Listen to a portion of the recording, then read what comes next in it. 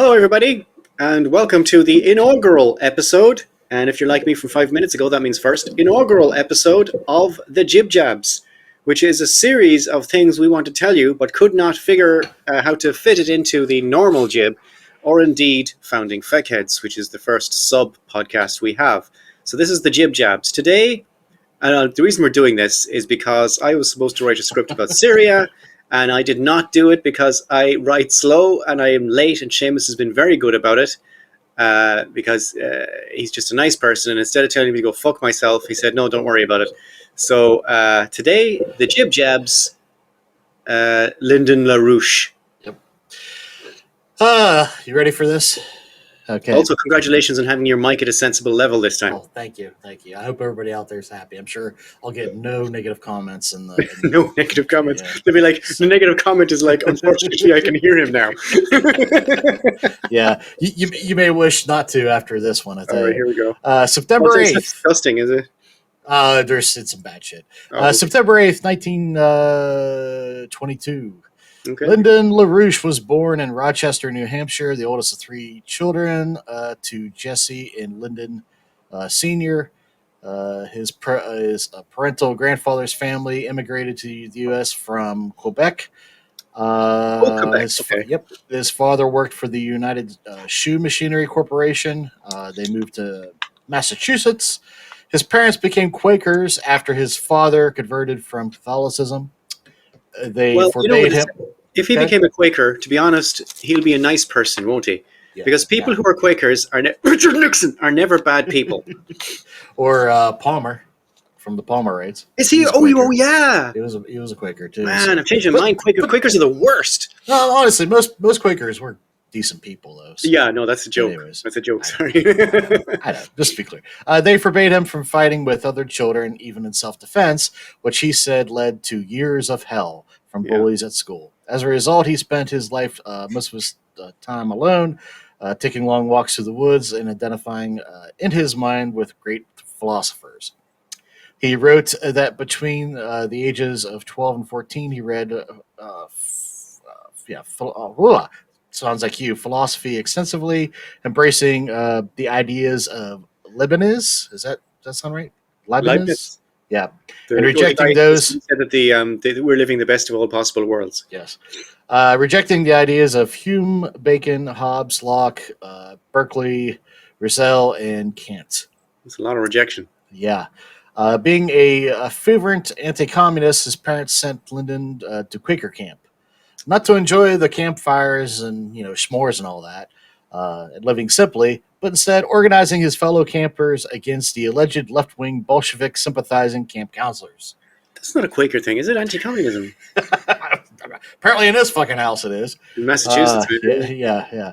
At 42, Lyndon's father was expelled from the Quakers for publishing rambling conspiracy-filled accusations against other local Quakers, as well as supporting Adolf Hitler. Oh dear, that's definitely not a Quaker thing. Yeah, and they would let the guy defend himself in school. Yeah, right. And they're still saying, "Well, Hitler's different because he's dealing with the Jews, and we don't like Jews." That's not a Quaker thing. Not liking Jews is not a Quaker thing. No, not at all. LaRouche attended Northeastern University at Boston, but he left in 42, later writing that his teachers lacked the capacity to teach me on conditions I am willing to tolerate. As a Quaker, he had... that's a lot of us, isn't it? Yeah. He was a conscientious objector during WW2, joined the civilian public service camp. In 44, joined the U.S. Army as a non-combatant, served in India and Burma.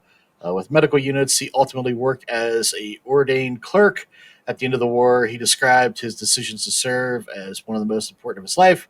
While in India, he developed sympathy for the Indian independence movement, which, kind of surprising. Not bad. So far, he sounds okay. Yeah. He discussed Marxism in the camp. And while traveling home on the SS General Bradley in 43, he met Don Merrill, a fellow soldier and also from Lynn, Massachusetts. That's where, they're living, and converted him to Trotskyism. Trotskyism on a boat? Yeah, Okay. must have been a long ride, right? Yeah. Back in the U.S., he resumed his education at Northeastern University. I guess he came around on those teachers. He returned to Lynn in '48, and the next year he joined the Socialist Workers' Party, Okay. adopting the name Lynn Marcus for his political work. He said that he took the name based on him being nicknamed Marco Polo while he was in the army. Okay. I don't know. Uh, Because they've he, never uh, kind of. yeah, exactly. He met Janice Newberg, and shortly after they got married. Uh, when he arrived in New York in '53, he worked as a management consultant. At night, he worked with You the worked as a what SWP, consultant? a management A consultant. management consultant. Okay. Yeah. Made speeches and ties to recruiting more members. He read with boundless energies about cybernetics and computing, becoming convinced that In the Trotskyist, 60s. yeah, yeah, Nice. that he became convinced that Trotskyists weren't thinking big enough about the upcoming transformations the world would go through. At the Well, by same the time, way, he was correct about that. mm, Trotskyites did not think big enough. at the same time, he stated that a management consulting company advising managers how to control workers during the day organized as Trotsky militants in the evenings. He went back to the Hitler thing in the daytime, did he? Yeah, exactly. Throwing his lot in briefly with dissident hardline Trotskys led by Tim Wolford, whose group later evolved into the Socialist Equality Party. LaRouche Okay. struck out on his own in the mid '60s, setting up a shop as a maverick Marxist intellectual in Greenwich Village. Around this time, he also began holding psychoanalytic counseling sessions. Oh dear. One client was a former freedom writer who committed suicide. Lyndon claimed that this is due to a savage remark made by his wife Janice. He said, "quote Killed my last strong feeling for the marriage." Wait, now this guy commits suicide after getting counseled by this guy, by Right, LaRouche. Oh, I but see. then he blames it on his wife for saying something disparaging. Well, he'd have to, wouldn't he? Yeah, yeah, of course, never his fault. But he's got no 63. qualifications or anything. He just set himself up as a counselor. Yeah, yeah. Okay. 63, they separated. Lyndon moved in with another socialist worker party, while yeah, Communism destroys families. yeah, moved in with Carol Schnitzer. They never married, but she became Caroline LaRouche. He continued to go by Lynn Marcus. LaRouche managed to recruit a circle around himself, consisting largely of students. Recent graduates, he won away from the Stalinist Progressive Labor Party. His followers were major presence among Columbia students during the famous university occupation of '68, while students for the Democratic Socialist split in '69, fracturing the largest organization at the time. LaRouche reaped the benefits and attracted students who wanted something more serious than the SDS endless internal factions, infighting. Yep. He called the new group the National Caucus of Labor Committee, or the NCLC. Okay. For a few years, the NCLC operated and grew as somewhat strange but accepting part of the Americans' far left ecosystem. LaRouche himself was a frequent invitee on campus radical movements, spoke out against the war and such. He was obsessed with European fascism. In '71, he wrote an article predicting a fascist movement in the U.S. The movement will use Jews as scapegoats, and its capitalist leaders would use advancing brainwashing techniques to create left pro-fascist zombies. So that was his He's against prediction. fascism. I guess, yeah. What was he talking about Hitler for? Well, his dad was big hit. Oh, his dad. Okay. Yeah. We'll see if this comes back. January '73, the NCLC had 600 members, 25 chapters, and a couple in Europe. So Nice. shit's blowing up, right? Yeah. And then Carol left.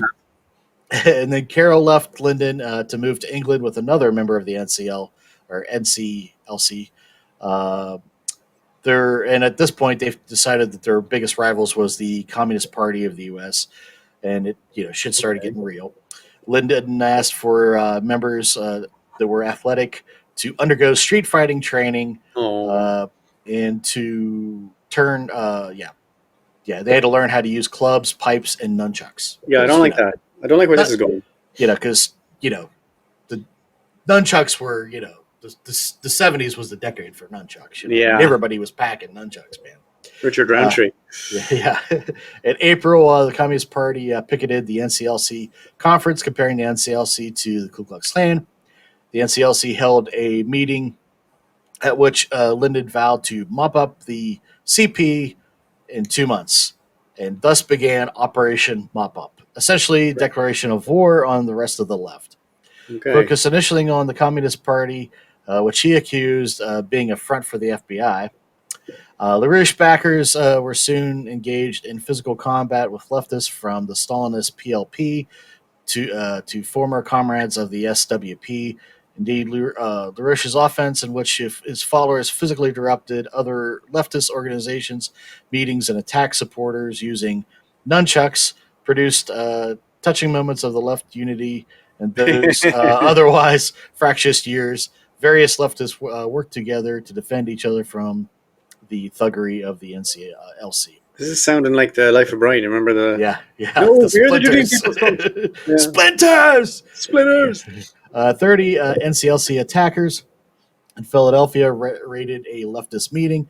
A witness said, "quote The stairs were a mass of blood. Oh no! At least 60 assaults were reported." The operation ended when police arrested several LaRouche followers. There were no convictions, and the NCLC maintained that they had acted in self-defense. Journalist and LaRouche biographer Dennis King writes that the FBI may have tried to aggravate the strife using measures such as anonymous mailings to keep the group fighting each other. LaRouche said that he met representatives of the Soviet Union at the United Nations in 74 and 75 to discuss attacks by the Communist Party. But he had not received any assistance from them. Okay. One FBI memo does indicate, though, that there was proposed assistance of the Communist Party in an investigation, quote, for the purpose of ultimately eliminating him, LaRouche, and the threat of the NCLC. So, as crazy as what he was saying, sounds like the FBI did have something going on with the Communist Party. Maybe not as much as he thought. But he would not have been aware of that, presumably. Probably not. Okay. LaRouche founded the U.S. Labor Party in 73 as a political arm of the NCLC. The first party was preaching Marxist revolution. By 77, they shifted left wing to, what do you think? Stalinism. To right wing. No. Yes. A two-part article in the New York Times in 79 by Howard Blum and Paul Montgomery alleged that LaRouche had turned the party at the point with 1,000 members, 37 offices in North America, 26 in Europe, and at least one in Latin America, into an extreme right-wing anti-Semitic organization, despite the presence of Jewish members. Yeah, was he not married to a Jewish girl? It sounded like it, right? Well, she left him by this point, so maybe that spurred some of this on. So yeah, I'm pretty sure Neuberg is Jewish. Yeah, well, so is Cynthia or Carol. Yeah, whatever her name is. Yeah, sounds Jewish. Yeah, and Jewish members. Do they notice that they'd suddenly gone right? How could they not? How could they not? Wait a minute, we hate Jews now. Yeah, right. LaRouche denied the newspaper's charges and said that he filed a $100 million libel suit.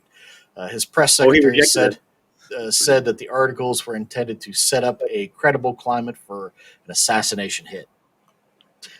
Well, I mean, it's not any more ridiculous than stuff we know the FBI did, is it? Well, yeah. What are you drinking? Tea right now. Oh, cool. The Times alleged the members had taken courses on how to use knives and rifles. I mean, yeah. At a farm in upstate New York, they began guerrilla training. Several members had undergone a 6-day anti-terrorist training course run by Mitchell Welber III, an arms dealer and former member of the OSS who had ties to the CIA. Okay, is an anti-terrorist training quite similar to terrorist training? Right? It's like the same thing. Yeah. It's like firefighting school, Journalists and publications the party regarded as unfriendly or harassed. It published a list of potential assassins it saw as a threat. LaRouche expected members to devote themselves entirely to the party and place their savings and possessions at his disposal, Oh, wait as now. well as take loans on its behalf. Yeah, wait now. This is not. I don't like where this is going. Yeah, it sounds a little bit more like something else we're I familiar mean, with, even Hitler right? didn't Yeah. ask people to give them his savings. Oh, uh, certain people he did. He just Provincial took health it. card. Yeah, he just took it, right? Yeah. Party officials would decide who each member should live with, and some left What? the movement. The remaining members were expected to live separately from the ex-members. LaRouche would question spouses about their partner's sexual habits. Okay. The Times said that one case reportedly ordered a member to stop having sex with his wife because it was making him politically impotent. Is this basically turning into Scientology? Right? It's basically just a cult. And he started off so well as a medic in the war. Yeah. LaRouche began writing 73 about the use of certain psychological This all happened in techniques. 1973, in the 1 year. Well, we're kind of bouncing a little bit Oh, back okay. and forth. This is in the Jesus Christ. 70s. Actually, let me see, what did we were at with the times? See, like between 73 and 79, we're starting all Okay. this, right? That I feel a bit better now, because that's Yeah. a lot of shit to go down in 1 year. He began writing psychological techniques on recruiting, or I'm sorry, techniques on recruits using them, right? In an article called Beyond Psychoanalysts, he wrote that a worker's persona had to be stripped away to arrive at a state of the called little me, from which he could possibly rebuild these personalities around a new socialist identity. The Times wrote that the first such session, which LaRouche called ego stripping, Yeah. involved a German member, Constant George. In the summer of 73, LaRouche said that during the session, he discovered a plot to assassinate him had been implanted into George's mind. Did he? Yep. He recorded sessions with a 26-year-old British member, Chris White, who had moved to England with LaRouche's former partner, Carol. Remember that? December 73, LaRouche asked the couple to return to the U.S. His followers sent tapes of the subsequent session of White to the New York Times. Quote, there's a sound of weeping and vomiting on the tapes, and Mr. White complains about being deprived of sleep, food, and cigarettes. At one point, someone says, raise the voltage. But LaRouche says this was associated with the brightness of the lights used rather than electronic shock. Mr. White complains of terrible pain in his arm, and then LaRouche can be heard saying, that's not real. That's the program. LaRouche told the newspaper White had been, quote, reduced to an 8-cycle infinite loop with lookup table with homosexual bestiality. He said that White had not been harmed, and a physician who was a member of the cult, right, had been present throughout. White ended up telling LaRouche that he had been programmed by the CIA and British intelligence to set up LaRouche for an assassination by a Cuban exile. All right. Because torture always works, right? You only get the truth whenever you do torture. Yeah. This is because the guy moved in with his ex-wife. Well, no. This was just part of, the process he had to do with all the recruits, Barry. Why are you reading into this? Sorry. According to the Washington Post, brainwashing hysteria took over the movement. One activist said that he attended meetings whose members were writhing on the floor saying that they needed deprogramming. In 2 weeks in January 1974, the group issued 41 separate press releases about brainwashing. One activist, Alice Weitzman, expressed skepticism about the claims. Lyndon called his ego-stripping success an act of social love. Right is what you do, and you verbally destroy another human. Sure, yeah, but during sessions, he called himself the Dirisch Scharlicher, which was a German metaphor for the abominable one. That's what you want to associate yourself with, isn't it? A Yes. German word. It's never a good sign, No. right? Lyndon told his followers that he was being targeted by assassinations by such villains as KGB, international drug lord traffickers, Henry Kissinger, We Hank. call him Harry. Yeah, we call him Hank. Hank. FBI, the Ayatollah Khomeini, and Omar Gaddafi.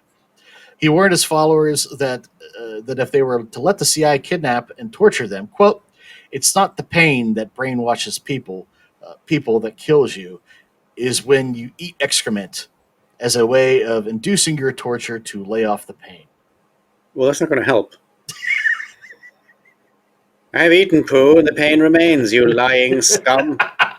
I'm agreeing with the Ayatollah Khomeini. You should be murdered. A flavor of madness rang in the group in these years come from a leaked Don't document. ever have a sentence ending with eating excrement and starting with the flavor, okay? Just don't. In which LaRouche goes off at his followers for the supposed impotence rooted in. So, yeah. I'll just read this quote instead of trying to make sense of Okay, it. Quinn. This is long.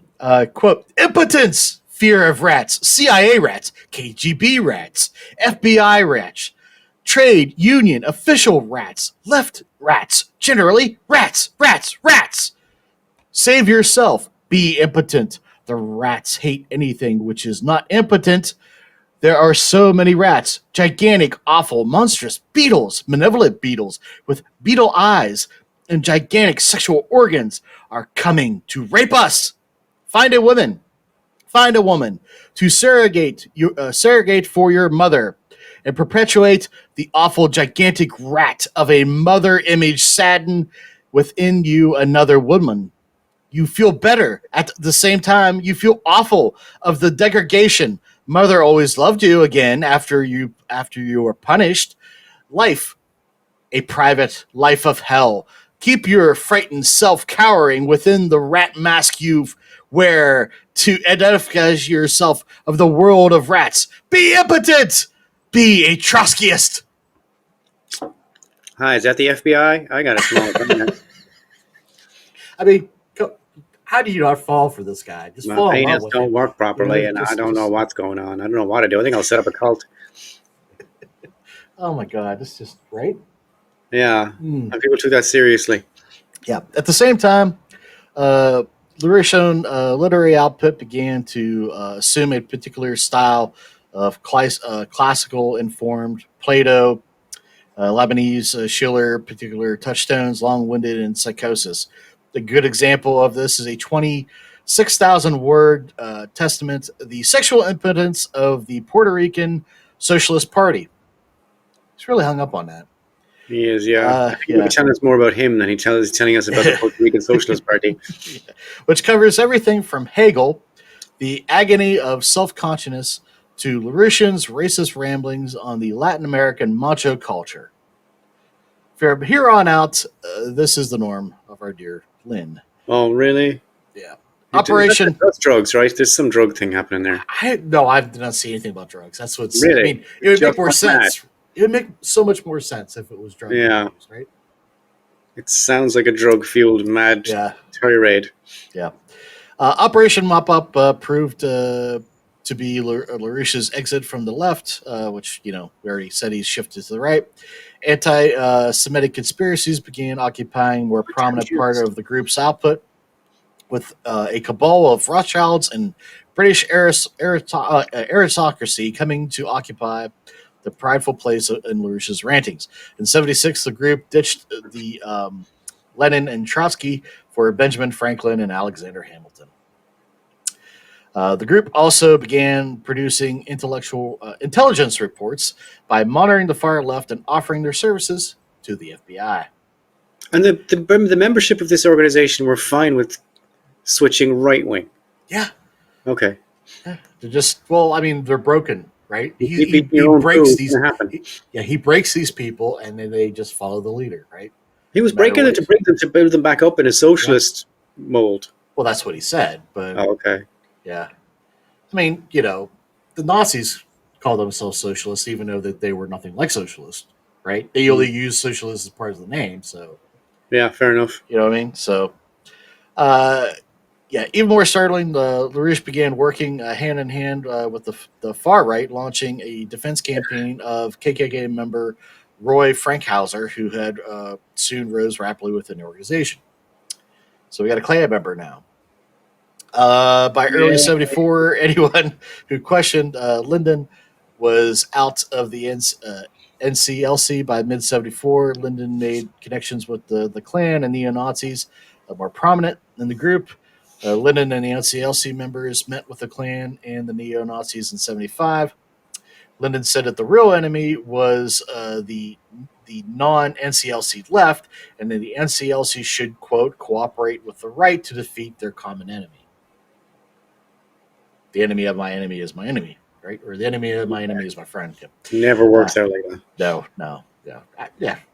That was kind of like the Harris campaign, wasn't it? Yeah. March '75. Clarence M. Kelly, director of the FBI, testified before the House Appropriations Committee that the LaRouchians NCLC was, quote, a violence-oriented organization of revolutionary socialists with a member of nearly 1,000 chapters in some 50 cities. He said that during the previous 2 years, that members have been involved in fights, beatings, using drugs. Well, there you go. There's drugs, Yeah. kidnapping, brainwashing, and at least one shooting. They are reported to be armed and have received defense training such as karate and attended shroud schools, training schools to learn learning military tactics. So '75, under the name, still he's going under by Lynn Marcus. He published the Dialectic Economics, an introduction to Does Hegel. Marxist political economic.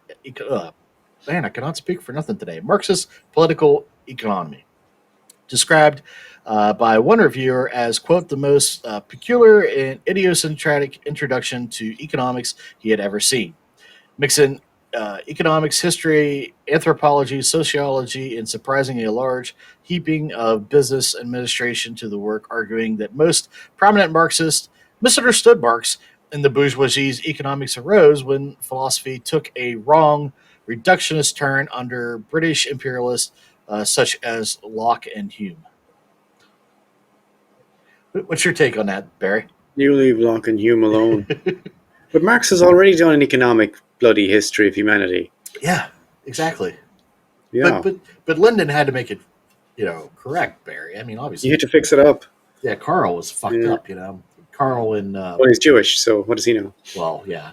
Who else wrote the manifesto with him? Engels, Friedrich Yeah, Engels. thank you. Yeah, it was probably Engels. Engels Yeah. fucked it all up. Yeah, Marx So was it all was- hit him up for cash. yeah, yeah. And you borrow me $10 type thing.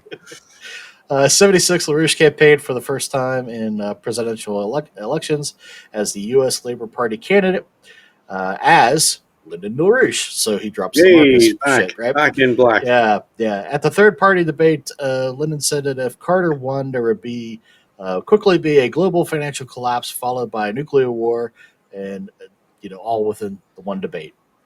His polling, he only brought in about 40,000 votes. It was the first of 8 consecutive presidential elections, which he would take part in from '76 to 2008. Enabled him to extract $5.9 million in federal matching funds because candidates seeking their party's presidential nomination qualify for matching funds if they raise $5,000 in each of the at least 20 Okay. states. So his So he's got a platform. machine working in 20 states at least. Oh yeah, oh yeah. His platform predicted financial disaster by 1980, accompanied by famine and virtual extinction of human race within 15 years, and proposed a debt moratorium, nationalizing the banks, government investing into industrial, invested into industry, especially aerospace sector, in the International Development Bank to facilitate higher food production. So kind of all over the place, right? Yeah. When Legionnaire's disease appeared in the U.S. that year, he said it was a continuation of the swine flu outbreak, and that What? senators who opposed vaccinations were suppressing the link as part of a genocidal policy. Swine has nothing to do with Legion. What are you talking about? Oh, man. Like, what's even the theory? Jesus Christ. I have no idea. Legionnaires is an offshoot of swine flu. I don't know. No, it's not. His campaign included a paid half-hour television address, which allowed him to air his views before a national audience. Something that became a regular feature of his later campaigns. There are protests about this and involvement of the NCL system in public life generally. Writing the Washington Post, Stephen Rosenfeld said LaRouche's ideas You. belonged to the radical right, neo-Nazi fringe, and that the main interest lay in the disruption and disinformation. Yeah, it seems like it, doesn't it? Yeah, Rosenfeld called the NCLC one of the chief polluters of the political democracy. Rosenfeld argued that the press should uh, chastise any offering of them print and air. Quote, a duplicitous, violence-prone group with fascist proclivities should not be presented to the public unless there is a reason to present it in those terms.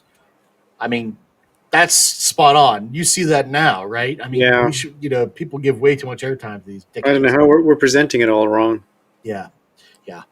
LaRouche wrote in 1999 that this comment had openly declared a policy of malicious lying against him.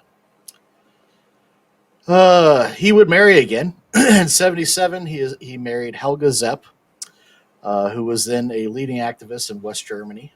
And she was part of the branch that he had set up there. She worked closely with LaRouche for the rest of her career, standing in elections. Yep. Standing in for elections in Germany in 1980 for his European Workers' Party. Founded the Schiller Institute in Germany in 1984. After returning with his wife from Germany, he called Jews subhuman oligarch species. He claimed a Jewish conspiracy had put Hitler into power and brainwashed Nazis into their atrocities. Jews did that. Uh-huh. That doesn't make any sense. He also started using British as a code word or dog whistle for Jewish. He proclaimed Israel, the Rothschilds, and quoted other British families were planning a new Holocaust. Bingo! Fighting a new Holocaust 100 times worse than Hitler's. Well, Israel kind of doing something like that now. Anyways, I'm pretty sure he didn't mean the Palestinians. No, that's not what he meant. Lyndon was now openly fascist, if you believe. Quote, it is not necessarily to wear a swastika to be a fascist. It is not necessary to call oneself a fascist to be a fascist. It is simply to be one. He's the guy who sued the guy for calling him fascist before, isn't he? Yes. Times, yeah. That's like the most honest, statement he's made, right? Just straight You don't have to wear a swastika to be a fascist, but it helps. Yeah. Well, it helps us identify, right? Yeah. Lyndon now solidified what he called the grand design by the driving force behind his expanding network. Now the people, his followers, are now just flat out called LaRouchians, right? Okay. The plan for America in the New World. The grand design is to defeat centuries-old Jewish cabal and to become a totalitarian dictatorship ruled by a small lead of golden souls who had mastered Lyndon's philosophies. The golden souls would become soldier citizens with new freedom. Schools would teach Lyndon's ideas, which would lead to unprecedented technology and technological leaps, because he's a genius. LaRouchians began fundraising in airports, crowded businesses. Their goal was to get large loans. Like Hare Krishnas. Yeah, exactly. Just watch the movie Airplane. You can see there that. You go, yeah. Or play GTA 1. Yeah. Research, they told people that they would get huge returns, on their investment.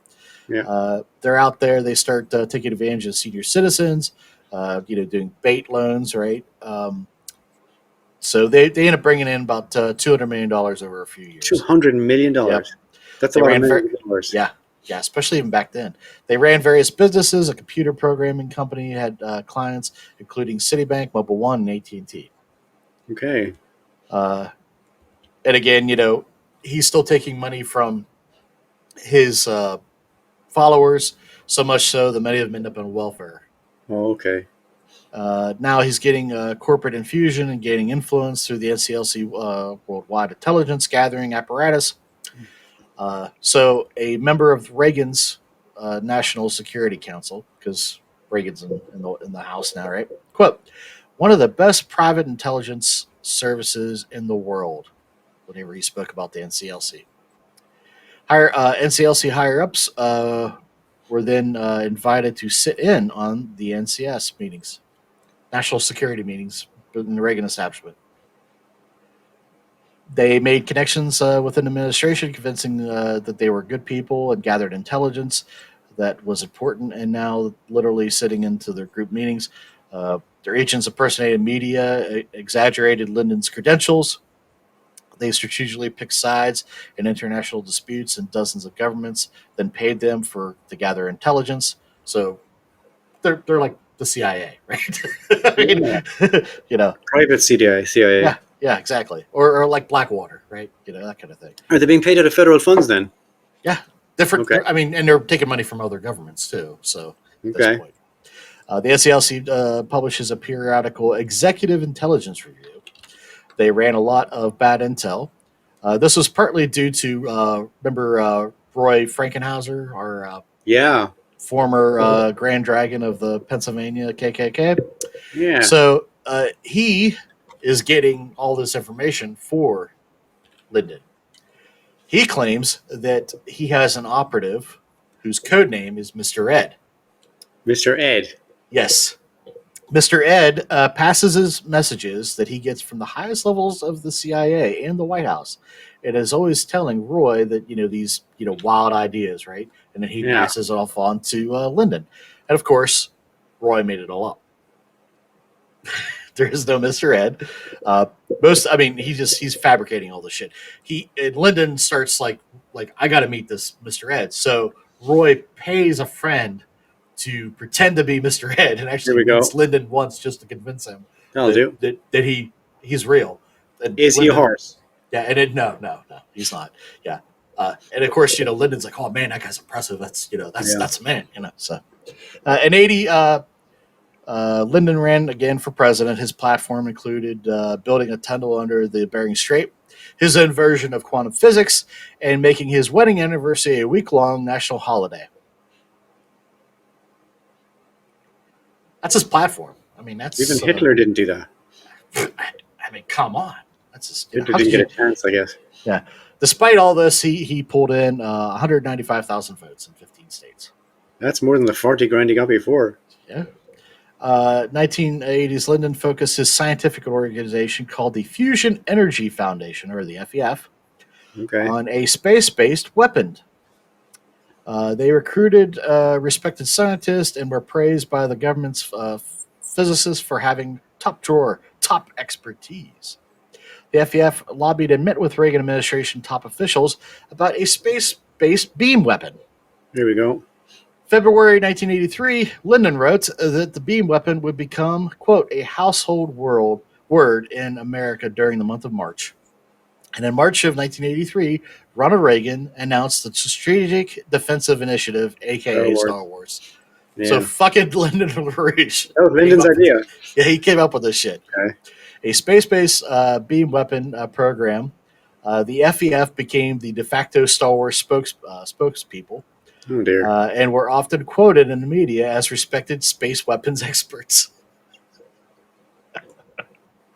LaRouchians. He's not even an expert himself. No. LaRouchians moved to a compound in rural Leechburg, Virginia, outside of D.C., because, quote, the terrorist organizations had targeted Mr. LaRouche and do not have the basis of operations in Virginia, said a member. I mean, they're just outside of D.C. I mean, it's like, what the fuck? So anyways, he's just isolating his members to make them, quote, totally creatures of the organization. The compound was guarded by men in camouflage and automatic weapons. By this time, the group had focused their support on supporting Reagan's 1984 election, even though he's still running, right? He himself is running for office. They recruited 2,000 candidates to run in the primaries nationwide. They weren't actually running, though. The whole goal was to smear Democratic candidate Walter Mondale, most with no connections to Lyndon, and just confuse senior citizens and ultra conservative groups. So, would you like to hear this guy talk? Yeah. Yes, please. So, here's a little clip commercial that was out there about this time. So, it's real short. Independent Democrat for president, Tuesday, October 23rd. Mondale is not simply a KGB agent in the ordinary sense, of course. Mondale is jointly owned by the left wing of the Socialist International and the grain cartel interests. If both these owners tell Mondale to lick the floor before a nationwide TV audience, I sincerely believe he would do just that. Watch Lyndon LaRouche, Independent Democrat for president, Tuesday, October 23rd.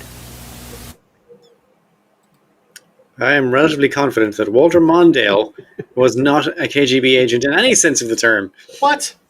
Come on. It was all there, man. I love shitting on Mondale, man, but I'm not going to go that far. A KGB agent? Despite told him to lick the floor on national television. I sincerely believe he would. And in the next campaign, Walter Mondale got on all fours and began licking the floor. Now, despite running as Democrats, they praised Reagan in the Star Wars while savagely attacking Mondale. In 1984, NBC reporter Pat Lynch ran an expose on LaRouche and his ties to the Reagan administration. And of course, the cult. Particularly the National Security Council and the Anti-Defamation League called Lyndon an anti-Semitic, and that LaRouchians then picketed. That's back when the ADL was good. Right. Then the LaRouchians picketed NBC with signs reading "Lynch Pat Lynch." Come on, that guy. Yeah. Lynch is an Irish name, and funnily enough, the word in English, Lynch. What? Sorry, I Lynch believe it's a she. So, yeah. Okay, she then. Yeah. Lynch is an Irish name, and the word in English, Lynch, comes from somebody with the name of Lynch. A judge, I think. Yeah. Yeah. They also posted flyers in Lynch's parents' neighborhood claiming that she was running a call girl ring out of their home. Oh, come on. Lyndon sued NBC and the ADL for defamation, but of course he lost the case. Yeah. Yet the Reagan administration refused to speak out against Lyndon. Well, they're paying him for research. It's kind of weird, right? Yeah. LaRouchians picked up fundraising for Reagan, asking elderly conservatives to hand over their life savings, quote, help President Reagan keep America strong. In 1986, LaRouchians candidates won Democratic nominations for lieutenant governor and secretary of state in Illinois. At this time, elections results are coming in. The LaRouchians are holding mock executions outside the house of a professor who said that they said he was an evil warlock. Normal stuff that the Democrats do that, right? I mean, that's what they do. Guys, right? mock executions. Yeah, I don't like that. Come on, in her victory speech, the LaRouchian Secretary of State nominee said, "quote I'm going to revive the spirit of Abraham Lincoln and General Patton. We're going to roll out the tanks down State Street." A couple months later, that same nominee threw a pound of liver at the feet of the Milwaukee Archbishop for supporting International Monetary Fund. They're against the IMF as well. Yeah. Okay. In California, Lyndon created the Prevent AIDS Now Initiative Committee, which, that's more than Reagan ever fucking did. It was to promote his belief that AIDS was, quote, a man-made evil linked to cults out of Babylon. What? He said AIDS can be spread by air rats and mosquitoes. What's an air rat? Pigeons. Air rat. No. Pigeons and bats, right? Been called air rats. Okay. But he's really hung up on rats, man. I don't know if you not miss the his spit and take on rats earlier. I mean, I don't like rats either, but like. Yeah. He gathered 7,000 signatures and to get how many? 700,000. 700,000. Yep. Sweet Jesus. Yep. Well, I mean, remember this was back in the 80s. The whole AIDS pandemic. People were. What is wrong with you people? they were, remember it was called grids, the gay H4. disease and all that shit. Yeah. You know, it's fucking just nuts out there, man. We did an People episode on that, Yeah, with and I got a little bit teary. the lavender scare and all that too. Yeah. Yeah, that's another one. Yeah. Uh, Gay. You're going to do a Lavender Scare 3 next, of course. maybe. Yeah. So he was able to get Proposition 6 on the 86 ballot, which called the quarantine of AIDS patients. There is this is propaganda identical to the Nazi syphilis propaganda. Prop 64 got 2 million votes, which was about 29%. AIDS is biohazard level 2, which means it's actually quite difficult to catch it. Like, without being insulting to people, you kind of have to want to get it, like, on certain levels. You're not going to get it just from hanging around someone and breathing in their air, you know? Yeah, like hepatitis and other things are far more contagious. So. Or a cold. Yeah. Cold is biohazard level 4. That's crazy. You can get it just by talking to someone. His biographer later wrote, quote, LaRouche scored a major ideological breakthrough for neo-Nazism in America. He took a previous taboo idea in forced isolation for the scapegoat and elevated it into a topic of legit discourse. I mean, that's right. Yeah. You know, I mean, look at the fruits of his labor today. I mean, he moved the Overton window over a bit, didn't he? A bit, yeah. Lyndon's financial empire was unraveling. A grand jury in Boston did an indictment of Flourish organization of credit cards fraud, and Lyndon asked Roy, remember Roy? Yes, Harryhausen. What was his name? Hausen. Frankenhauser. Frankenhauser, thanks. I went to school with the guy that name. Frankenhauser. Yeah, I don't think he's related. Okay. So, anyways, he sent Roy to go investigate. Instead, Roy went to a Star Trek convention. Hey. Yeah. Then he well-known Nazi show. No. Then he called. Well, except for that one episode. No. Excuse me. Yeah, well, that one episode they didn't like the Nazis. I know. It was actually a good episode. Pardon me. So then he calls Linda to tell him that the FBI is wiretapping him, and very soon after he's arrested on various charges. He cooperated with prosecutors and testified that he did give up Mr. Ed, which, there was no Mr. Ed. He claimed that LaRouche organization asked him to assassinate former U.S. Secretary of State Henry Kissinger. Dude, you had one shot at this, man. One job. Yeah, you had one job. Yeah. I mean, Roy, we would have forgot about you being a member of the KKK. You just took out fucking Kissinger. Yeah. I mean, what the fuck, man? What the fuck? But probably, the thing that annoyed him most is that he's like a Jew in control and power. That's the least interesting thing about Henry Kissinger, that he's Jewish, man. I mean, come on. Yeah. Did you know what Nixon's nickname for Henry was? Shitface? Jew boy.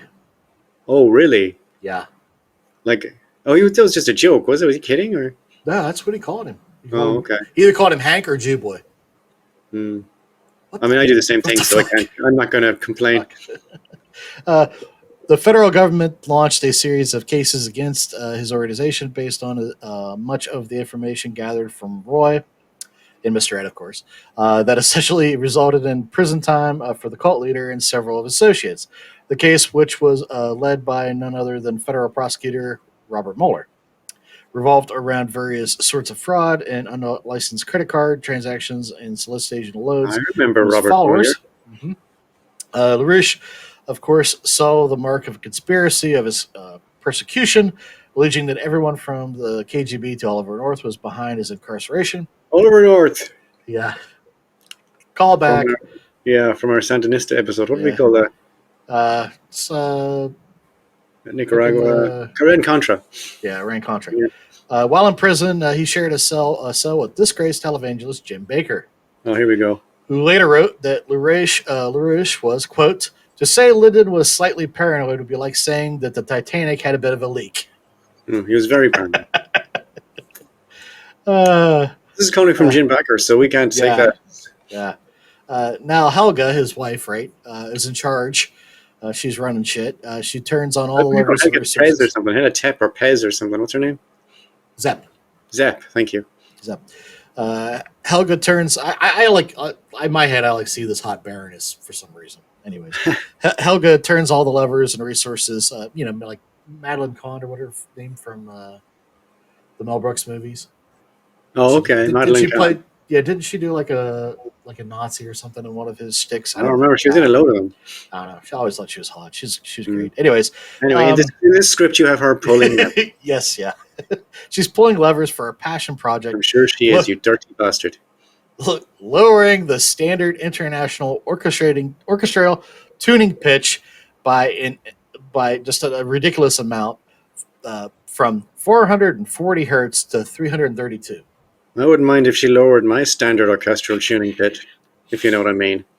So an esoteric author claimed that 332 hertz was the correct tuning for the cosmic potential unlocking. Okay, and that 440 hertz, it caused aggressive and antisocial behavior. That explains a lot. Yeah, right. I mean, Because all these antisocial kids are going to the bloody opera. That's the problem. yeah, it's science, Barry. It's science. We have to stop teenagers from going to classical concerts. Yeah, it's science.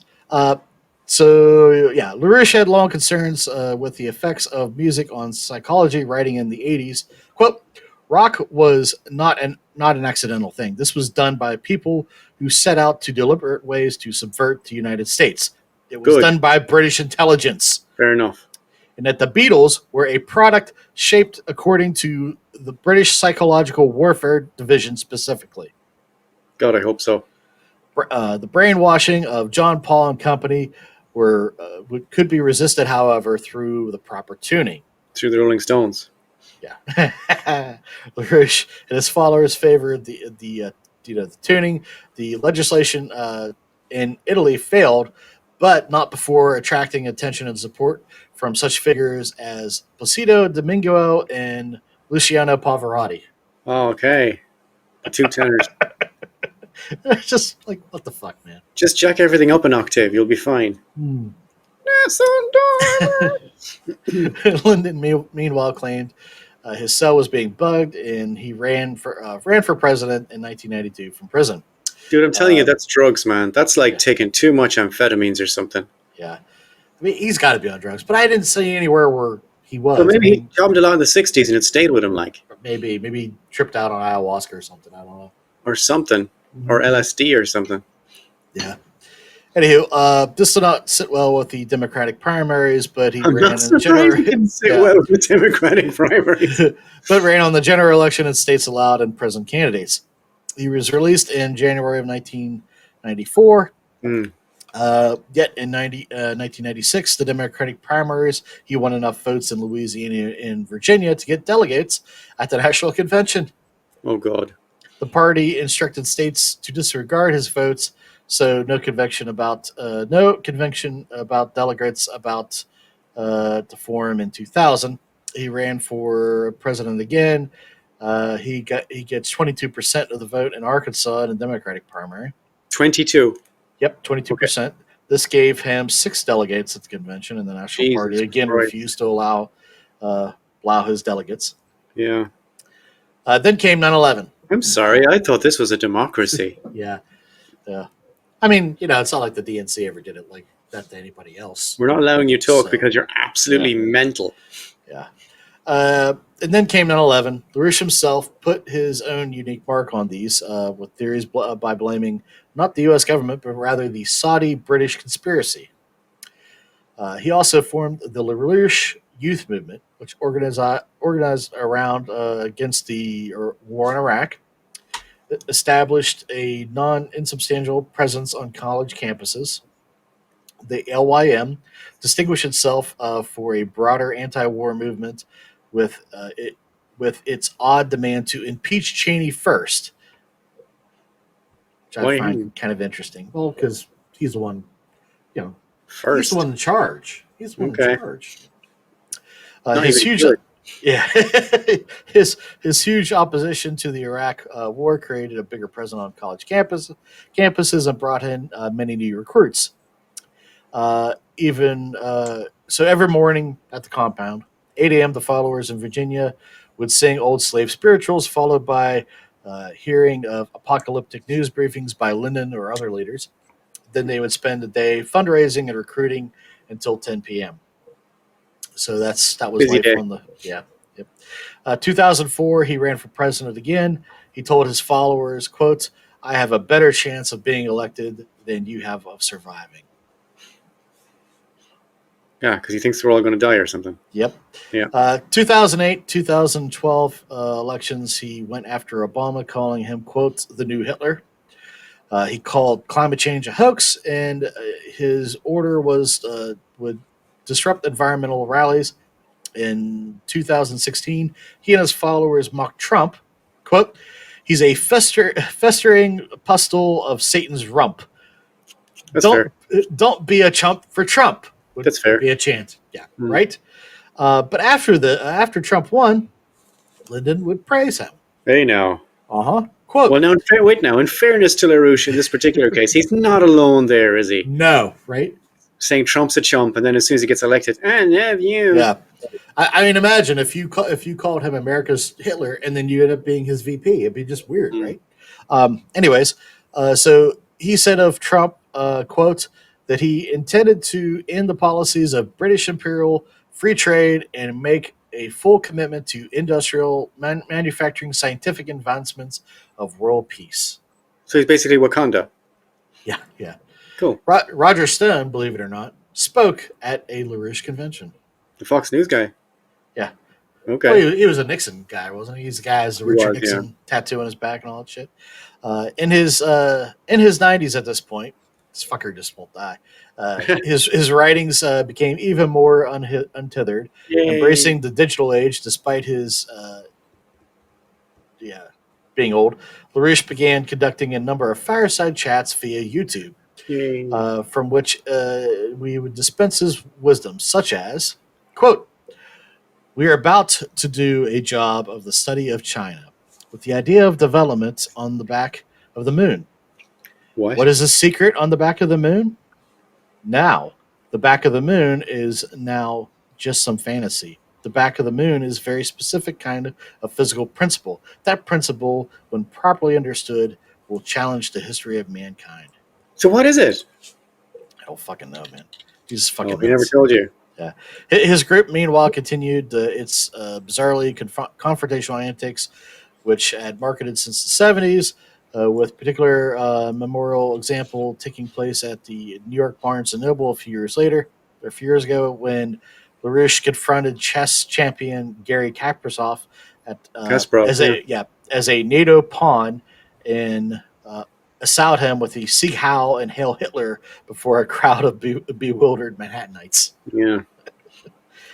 But unfortunately, it couldn't all last, right? Eventually, LaRouche died. Oh. Yep. Everybody was told that via his website that he died on February 12th. What do you mean everybody was told? Yeah. Well, the world. So you're saying it's not true, is it? We were told he died. Yeah. February 12th, 2019, which is not that long ago. Yeah, at the age of 96. Neither a place nor a cause of his death was specified. Manhattan. Yeah. Oldness. So that's Lyndon LaRouche, and somehow we got through 22 pages in under an hour. I don't know how we did that. Yeah. There were concerns at the start expressed by me. We're going to make it through. I was worried too. So yeah. Yeah, and we did. I'm proud of us. Well done. Yeah, we did good. And there's other stuff because there's just so much this guy. Yeah, you said you cut down a lot out of it. Yes, there's just so much. Have we ever written a script that we didn't have to cut a load of really interesting shit out of to make it broadcastable? Yeah. But I mean, this guy, he was a part of the fucking White House administration. I mean, everybody talks about this crazy shit that Trump Reagan's NSC. Yeah, that's this is as bad as what anything Trump has done. You know what I mean? Yeah. They had this fucking great, There's a certain conflict of interest at the very least. Yeah. Yeah. Just, what the fuck? This is like Alex Jones being a part of, your administration. Well, the NSC isn't subject to congressional oversight, I think, is it? No, I don't think so. So then it doesn't make a difference. Yeah. Jesus Christ. But yeah, he definitely helped push the fucking Overton window, that's for sure, right? Yeah. Into mad zone. Yeah. So, yeah. Now we know. And that is our inaugural episode of the JIB Jabs. The JIB Jabs. This guy, This guy, yeah. Lyndon LaRouche. LaRouche. So, The next time you see us, I will have my Syria episode ready. sure. That's fair. But I will try very hard to have this Syria episode. I really thought I was going to do it, and then I didn't. So, That's all right. sorry. It happens. We got to launch the JIB Jabs, so that's good. Yeah. So, all righty, folks. We'll see y'all in 2 weeks. Bye.